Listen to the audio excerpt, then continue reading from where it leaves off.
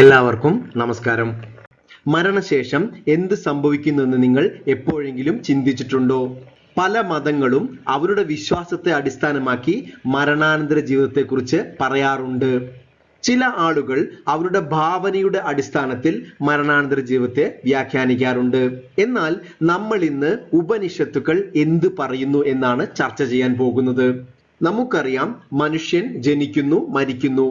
പക്ഷേ മരണത്തിനും അടുത്ത ജന്മത്തിനുമിടയിൽ എന്താണ് സംഭവിക്കുന്നത്? വളരെയധികം നിഗൂഢമായി തോന്നുന്ന ഒരു കാര്യമാണിത്. പല ചോദ്യങ്ങളും ഈ ഘട്ടത്തിൽ നമ്മുടെ മനസ്സിൽ ഉയരുന്നു. ഒരു ശരീരത്തിൽ നിന്ന് മരണസമയത്ത് വിട്ടുപോകുന്ന ജീവൻ ഉടനെ തന്നെ അടുത്ത ശരീരത്തിൽ പ്രവേശിക്കുന്നുണ്ടോ? ആ ജീവൻ എവിടേക്കാണ് പോകുന്നത്? അടുത്ത ശരീരത്തിൽ എത്തുന്നതിന് മുമ്പ് എന്തെങ്കിലും പ്രക്രിയകൾ സംഭവിക്കുന്നുണ്ടോ? ആയിരക്കണക്കിന് വർഷങ്ങൾക്ക് മുമ്പ് തന്നെ നമ്മുടെ ഋഷീശ്വരന്മാർ ഈ ചോദ്യങ്ങൾക്ക് ഉത്തരം അന്വേഷിക്കുകയും വളരെ അത്ഭുതകരമായ ഉത്തരം നൽകുകയും ചെയ്തിട്ടുണ്ട്. അതാണ് പഞ്ചാഗ്നി വിദ്യ. പ്രിയമുള്ളവരെ, കർമ്മ ആൻഡ് ഫ്രീഡം എന്ന വീഡിയോ സീരീസിലേക്ക് വീണ്ടും സ്വാഗതം. കർമ്മ നിയമങ്ങളെക്കുറിച്ച് വിശദമായി ചർച്ച ചെയ്യുന്ന ഒരു പരമ്പരയാണിത്. ഇത് ഈ പരമ്പരയിലെ 9ാമത്തെ വീഡിയോ ആണ്. നിങ്ങൾ പുതിയ ആളാണെങ്കിൽ പഴയ വീഡിയോകൾ കാണണമെന്ന് അഭ്യർത്ഥിക്കുന്നു. സങ്കീർണമായ കർമ്മ വിഷയത്തെക്കുറിച്ച് സമഗ്രമായ ഒരു ചിത്രം ലഭിക്കാൻ അത് നിങ്ങളെ സഹായിക്കും.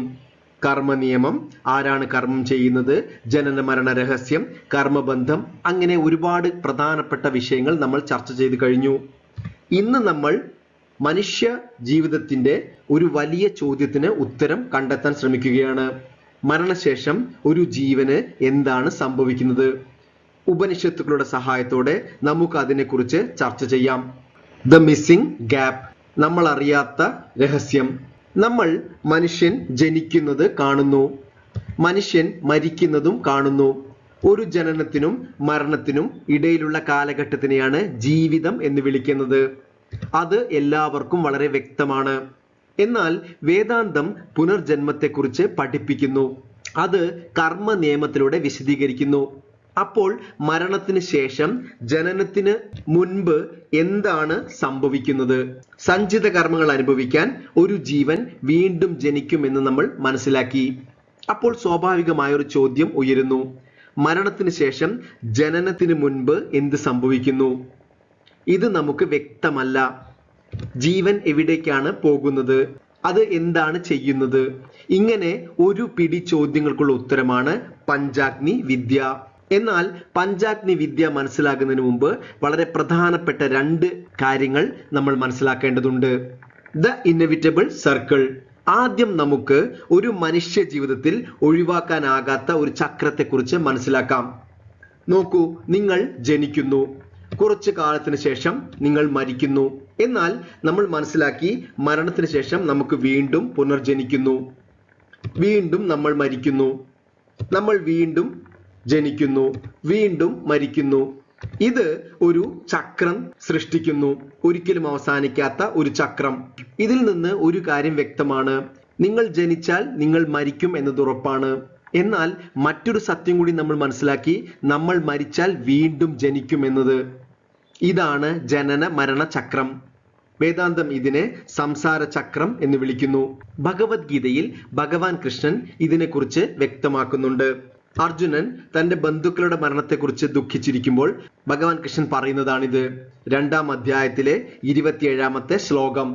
ശ്ലോകം ഇതാണ്: ജാതസ്യ ഹി ധ്രുവോ മൃത്യുർ ധ്രുവം ജന്മ മൃതസ്യ ച തസ്മാ സപരിഹാര്യേർത്ഥേ നത്വം ശോചിതുമർഹസി. ഈ ശ്ലോകത്തിൽ ധ്രുവം എന്ന വാക്ക് നിങ്ങൾ ശ്രദ്ധിക്കൂ. ധ്രുവം എന്ന വാക്കിന്റെ അർത്ഥം സർട്ടൻ, അതായത് ഉറപ്പായി സംഭവിക്കുന്നത് എന്നാണ്. എന്താണ് ഇവിടെ ഉറപ്പായിട്ട് സംഭവിക്കുന്നത്? ആദ്യത്തെ വരി നോക്കൂ: ജാതസ്യ മൃത്യു. ജാതസ്യ എന്നാൽ ജനിക്കുക, മൃത്യു എന്നാൽ മരിക്കുക. അതായത് ഒരാൾ ജനിച്ചാൽ അയാൾ മരിക്കണം, അത് ഉറപ്പായി സംഭവിക്കുന്നതാണ്. ഇത് നമുക്കും വ്യക്തമാണ്. എന്നാൽ ശ്രീകൃഷ്ണൻ മറ്റൊരു സത്യം കൂടി പറയുന്നു.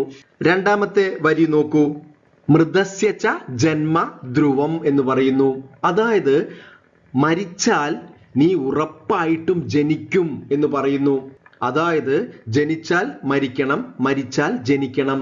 ഇനി മൂന്നാമത്തെ വരി നോക്കൂ, അപരിഹാര്യേർത്ഥം എന്ന് പറയുന്നു. അതായത് പരിഹാരമില്ലാത്തത്.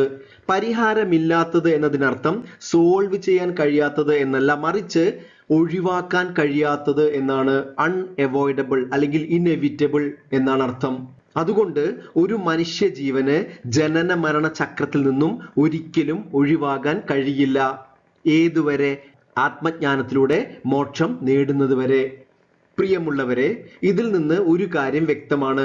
ജനിച്ചാൽ മരിക്കണം, മരിച്ചാൽ ജനിക്കണം. മോക്ഷം ലഭിക്കുന്നത് വരെ നമ്മൾ സംസാര ചക്രത്തിൽ ബന്ധിതനാണ്.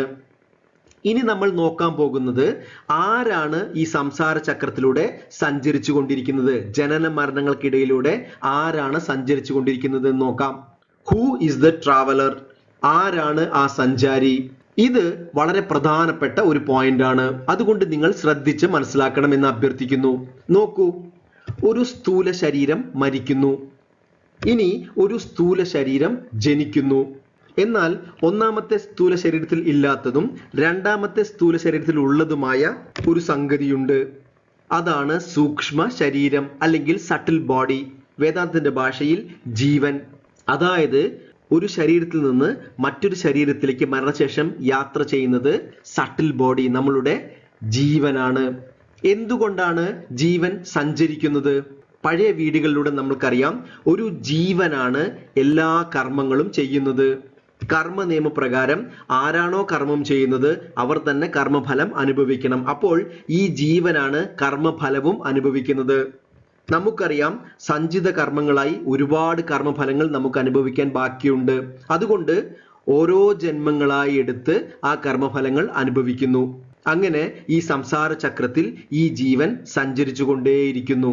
എന്നാൽ വേദാന്തം ഇവിടെ വേറൊരു പ്രധാനപ്പെട്ട പോയിന്റാണ് ചൂണ്ടിക്കാണിക്കുന്നത്. ജനന മരണത്തെക്കുറിച്ചാണ് വേദാന്തം ഇവിടെ നമ്മളോട് പറയുന്നത്. അതായത് നിങ്ങളുടെ സ്ഥൂല ശരീരം, ഫിസിക്കൽ ബോഡിയുടെ തലത്തിൽ ജനനവും മരണവും എന്നത് യാഥാർത്ഥ്യമാണ്.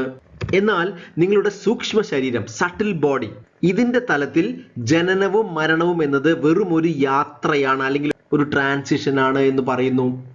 എന്നാൽ ഏറ്റവും പ്രധാനമായി നിങ്ങളുടെ യാഥാർത്ഥ്യമായ ആത്മ, സച്ചിദാനന്ദ ആത്മാവിന്റെ തലത്തിൽ ജനനവുമില്ല മരണവുമില്ല. കാരണം ആത്മാവിന് ജനന മരണത്തിനും അതീതമാണ്, നിത്യ ചൈതന്യമാണ്. അപ്പോൾ ഇതിനെക്കുറിച്ച് മനസ്സിലാക്കാനാണ് വേദാന്തം നമുക്ക് സൂക്ഷ്മ ശരീരത്തെക്കുറിച്ചും സ്ഥൂല ശരീരത്തെക്കുറിച്ചും വിവരിക്കുന്നത്. ഇനി നമുക്ക് പഞ്ചാഗ്നി വിദ്യയെക്കുറിച്ച് മനസ്സിലാക്കാം. പഞ്ചാഗ്നി വിദ്യ, 5 അഗ്നികളുടെ ജ്ഞാനം. പഞ്ചാഗ്നി വിദ്യ വിവരിക്കുന്നത് ചാന്തോക്യ ഉപനിഷത്തിലാണ്. ഇത് ഒരു പ്രത്യേക തരത്തിലുള്ള ജ്ഞാനമാണ്. പഞ്ച എന്ന വാക്കിന്റെ അർത്ഥം 5 എന്നാണ്. അഗ്നി എന്നാൽ തീ എന്നാണ് അർത്ഥം. വിദ്യ എന്നാൽ അറിവ്. പ്രിയമുള്ളവരെ, ഒരു ജീവൻ ഒരു ശരീരത്തിൽ നിന്ന് വേർപെട്ട് പുതിയ ഒരു ശരീരത്തിലേക്ക് എത്തുന്നതിനിടയിൽ അത് 5 തരം അഗ്നിയിലൂടെ കടന്നു പോകുന്നു. ഇവിടെ അഗ്നി എന്നാൽ ഒരിക്കലും യഥാർത്ഥത്തിലുള്ള അഗ്നിയല്ല, മറിച്ച് ഒരു പ്രതീകാത്മകമായ അഗ്നിയാണ്, അല്ലെങ്കിൽ ഒരു ജ്ഞാനമാണ്. ഉപനിഷത്തുക്കൾ ഈ പ്രപഞ്ചത്തെ മുഴുവൻ ഒരു മഹായജ്ഞമായിട്ടാണ് കാണുന്നത്. ആ യജ്ഞത്തിലെ 5 അഗ്നികളിലൂടെ ഒരു ജീവന്റെ സഞ്ചാരത്തെ പഞ്ചാഗ്നി വിദ്യ വിശദീകരിക്കുന്നു. നമ്മൾ മനസ്സിലാക്കേണ്ടത് ഒരു ജീവന്റെ സമസ്ത മേഖലകളും ലോജിക്കലായി നമ്മുടെ ശാസ്ത്രങ്ങൾ കണക്ട് ചെയ്യുന്നതിനെ കുറിച്ചാണ്. ഇനി നമുക്ക് ഈ 5 അഗ്നികൾ ഏതെല്ലാമാണെന്ന് നോക്കാം. ഉപനിഷത്ത് പറയുന്നതനുസരിച്ച് ജീവൻ 5 ഘട്ടങ്ങളിലൂടെ കടന്നു പോകുന്നു. ആദ്യത്തെ ഘട്ടത്തിന് ദ്വിലോക അഗ്നി എന്നാണ് പറയുന്നത്. രണ്ടാമത്തേത് പർജന്യ അഗ്നി. മൂന്നാമത്തെ ഘട്ടമാണ് പൃഥ്വി അഗ്നി. നാലാമത്തേത് പുരുഷ അഗ്നി. അഞ്ചാമത്തെയും അവസാനത്തെയും ഘട്ടം എന്നത് യോഷ അഗ്നി. യോഷ അഗ്നിക്ക് ശേഷം ആ ജീവൻ സ്ഥൂല ശരീരത്തിൽ പ്രവേശിക്കുന്നു. ഇനി നമുക്ക് ഓരോ അഗ്നികളെക്കുറിച്ചും വിശദമായി മനസ്സിലാക്കാം. ആദ്യം നമുക്ക് ദ്വിലോക അഗ്നിയെക്കുറിച്ച് മനസ്സിലാക്കാം.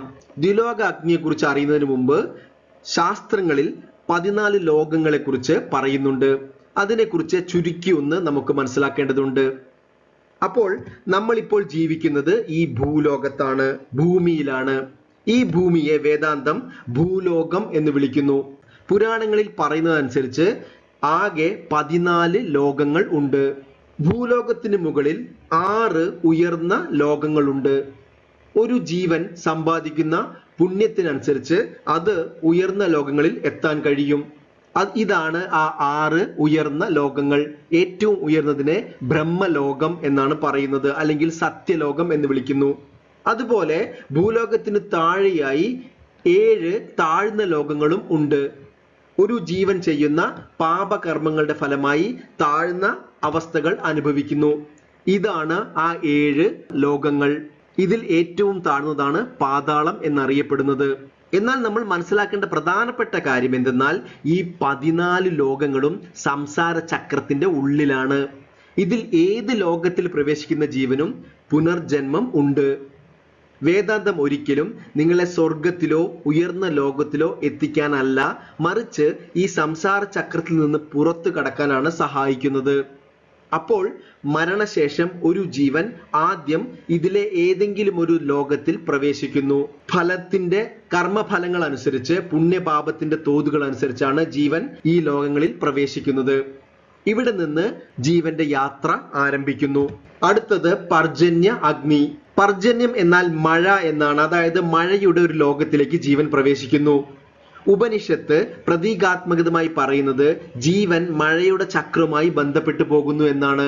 മഴയിലൂടെ ഒരു ജീവൻ അടുത്ത അഗ്നിയായ ഭൂമിയിലേക്ക് പ്രവേശിക്കുന്നു. മൂന്നാമത്തെ അഗ്നിയാണ് പൃഥ്വി അഗ്നി. നമുക്കറിയാം, മഴയാണ് നമ്മുടെ ഭൂമിയെ പരിപോഷിപ്പിക്കുന്നത്. സസ്യങ്ങൾ വളരുന്നു, സസ്യങ്ങൾ ആഹാരമാകുന്നു. ആഹാരമാണ് ഭൂമിയിൽ ജീവനെ നിലനിർത്തുന്നത്. ഒരു ജീവൻ ആഹാര ചക്രവുമായി ബന്ധപ്പെട്ടിരിക്കുന്നു. പ്രിയമുള്ളവരെ, നിങ്ങൾ ഒരു നിമിഷം ചിന്തിക്കൂ. പുനർജന്മം എന്നത് യാദൃച്ഛികമല്ല. കർമ്മ നിയമം പ്രകൃതിയുമായി എങ്ങനെ ബന്ധപ്പെട്ടിരിക്കുന്നു എന്നാണ് ഉപനിഷത്തുകൾ ഇവിടെ കാണിക്കുന്നത്. നമ്മൾ കർമ്മ നിയമത്തിന്റെ ആദ്യത്തെ വീഡിയോയിൽ മനസ്സിലാക്കിയ ഒരു കാര്യമുണ്ട്. ഒരു പ്രപഞ്ച സത്യമുണ്ട്. ഈ പ്രപഞ്ചത്തിലെ എല്ലാതും കർമ്മ നിയമത്തിന്റെ ഉള്ളിലാണ്. ജീവന് ഉള്ളതുപോലെ തന്നെ ഈ പ്രപഞ്ചത്തിനും സൃഷ്ടി, സ്ഥിതി, ലയം എന്നീ സൈക്കിളുകൾ അല്ലെങ്കിൽ ചക്രങ്ങളുണ്ട്. അപ്പോൾ കർമ്മ നിയമം നമ്മുടെ ജീവിതവും പ്രകൃതിയും എല്ലാതുമായി ബന്ധപ്പെട്ട് കിടക്കുന്നു. ഇനി പൃഥ്വി അഗ്നിയിൽ നിന്ന് ജീവൻ അടുത്ത അഗ്നിയിലേക്ക് പോകുന്നു. നാലാമത്തെ അഗ്നിയാണ് പുരുഷ അഗ്നി. ആഹാരം ശരീരത്തിന്റെ ഭാഗമാവുന്നു. അത് പിന്നീട് പ്രത്യുൽപാദന പ്രക്രിയയുടെ ഭാഗമാകുന്നു. സ്ത്രീയും പുരുഷനും ഒരേ ആഹാരം കഴിക്കുന്നുണ്ടെങ്കിലും ജീവന്റെ ബീജം പുരുഷ ശരീരത്തിനാണ് പ്രകൃതി വെച്ചിട്ടുള്ളത്. ആ ജീവൻ പുരുഷന്റെ ബീജത്തിലൂടെ അടുത്ത ഘട്ടത്തിലേക്ക് പ്രവേശിക്കാൻ തയ്യാറാകുന്നു. ആ ജീവൻ അതിന്റെ അവസാന ഘട്ടത്തിലേക്ക് പോകുന്നു. അവസാനത്തെ അഗ്നിയാണ് യോഷ അഗ്നി, അല്ലെങ്കിൽ നാരി അഗ്നി എന്നും പറയാറുണ്ട്. അത് സ്ത്രീയാണ്. ഒരു സ്ത്രീയുടെ ഗർഭപാത്രം അവസാനത്തെ അഗ്നിയായി മാറുന്നു. കർമ്മം സൃഷ്ടിച്ച സാഹചര്യങ്ങൾ ജീവന് പുതിയ ജന്മത്തിലേക്കുള്ള അനുയോജ്യമായ അന്തരീക്ഷം നൽകുന്നു. ഒരു സൂക്ഷ്മ ശരീരം ഒരു സ്ത്രീയുടെ ഗർഭപാത്രത്തിൽ പ്രവേശിക്കുന്നു.